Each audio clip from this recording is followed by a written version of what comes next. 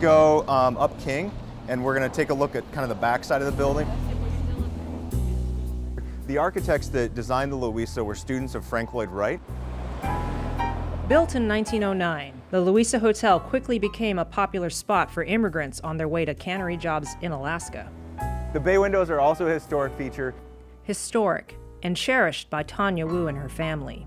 My dad bought the building from the original owners in 1963 for $160,000. This tour group is amongst the first to get a look inside a hotel once filled with hidden passageways, secret stairwells, and other oddities. Where's the hand?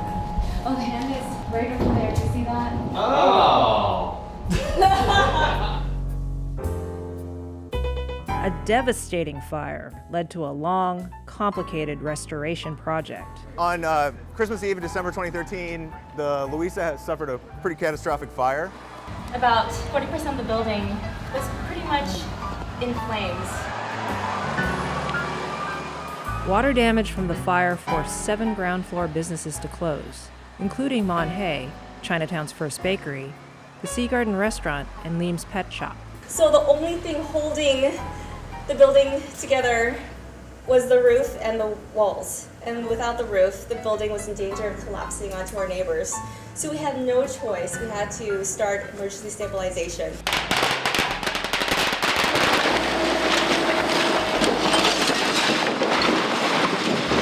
There goes the back entrance.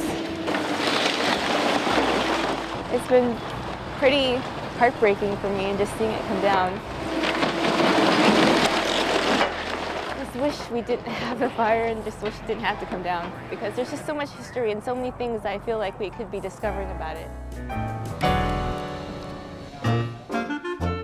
A fascinating discovery did come 3 years later, as renovation workers removed a chute used to slide bags of flour into the bakery. The demo guys went in to demo the chute. They discovered all of the murals on both sides of the staircase.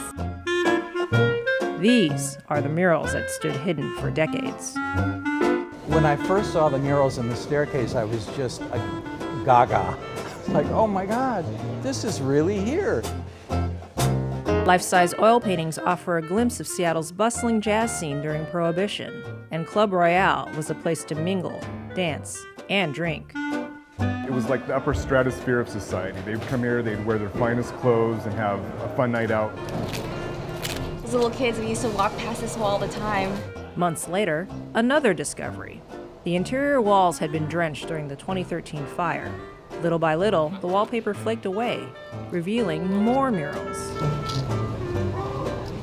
You know, I've done a lot of research and writing about the early jazz scene in Seattle, but I've never actually been in a place like this. Most of the places are gone. To be actually able to peel away the wallpaper paste and see more of this beautiful landscape that used to be there was thrilling to me, absolutely thrilling.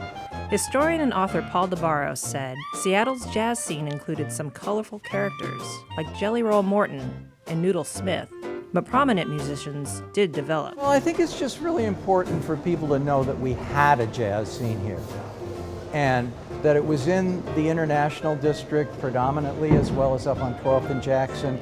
And back then, it seems the clubs were open to all. Asians, blacks, whites, they all kind of mixed and hung out together. There didn't seem to be any friction, racial friction. Everyone seemed to be having a good time, and you see that in the murals on the stairwell. Club Royale was part of Seattle's underground scene, a place to enjoy fine jazz, bootleg liquor, and gambling. We used a doorbell to get down to the club. We weren't entirely sure if it was a warning system or more of a, we're here, please open the door system. When you came down the stairs, they made sure they knew who you were. They vetted you before you got to the cloakroom, and then you checked your coat, and then you came in. Gambling was really big here. Gambling also contributed to this hotel's darkest hour. Wami Club actually was over there. February 18th, 1983. 13 people were murdered in the high-stakes gambling club. Afterward, its doors were padlocked shut. The club was later destroyed in the 2013 fire.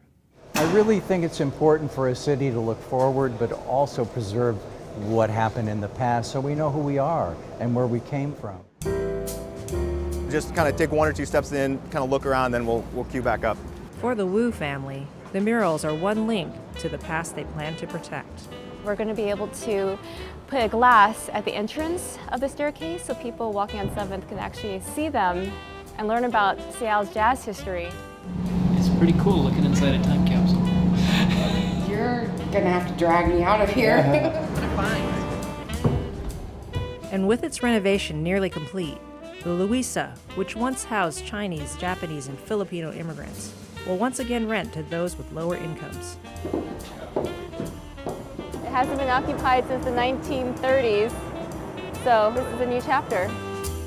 From this to this, the new building is far different from the old. In the new Louisa Hotel, there are no hidden passageways, only a positive path forward. We want to honor the past and its history, but we're going to put something better in its place and bring life into it and bring people into Chinatown.